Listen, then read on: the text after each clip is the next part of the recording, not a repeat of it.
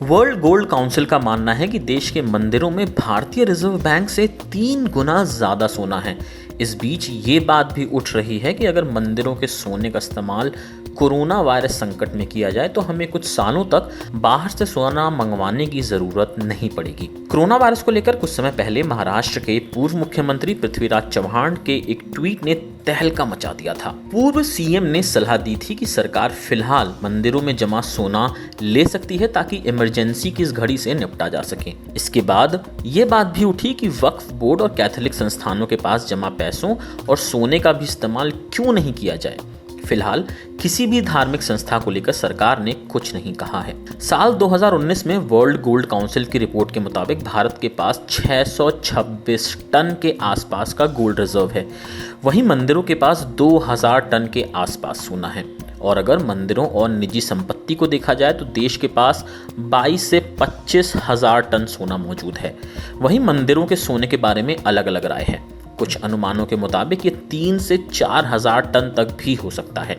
यानी किसी भी हाल में ये भारतीय रिजर्व बैंक से 3 गुना तो है ही। मंदिरों में हर साल आस्तिक चढ़ावे में दूसरी चीजों के अलावा सोना भी चढ़ाया जाता है।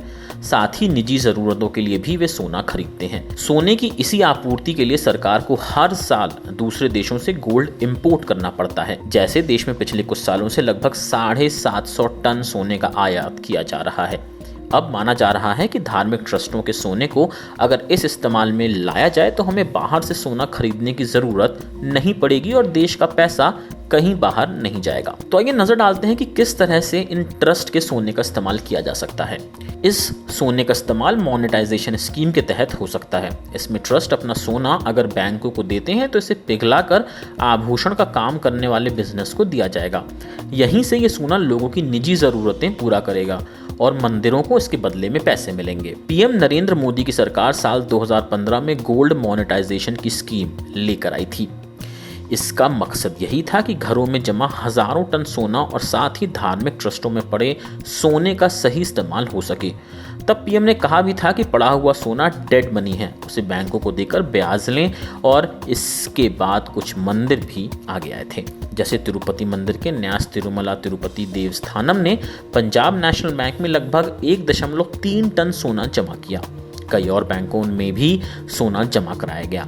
मुंबई का श्री सिद्धि विनायक मंदिर ट्रस्ट भी आगे आया था।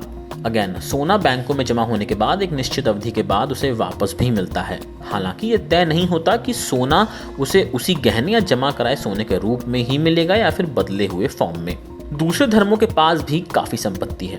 मंदिरों के पास सोने का मोटा मोटी आंकड़ा तो मिल पाता है, लेकिन दूसरे धर्मों के ट्रस्ट के पास संपत्ति का कोई खास ब्यौरा नहीं मिलता। हालांकि इतना तय है कि सभी धार्मिक संस्थानों के पास चढ़ावे में भारी पैसे आते हैं। अब कोरोना वायरस काल में जबकि अस्पतालों को जरूरत है, लोगों की नौकरियां जा रही हैं, ऐसे में सोशल मीडिया पर बहस हो रही है कि उनकी संपत्ति सरकारी इस्तेमाल में लाई जा सके तो हालात काफी सुधर सकेंगे।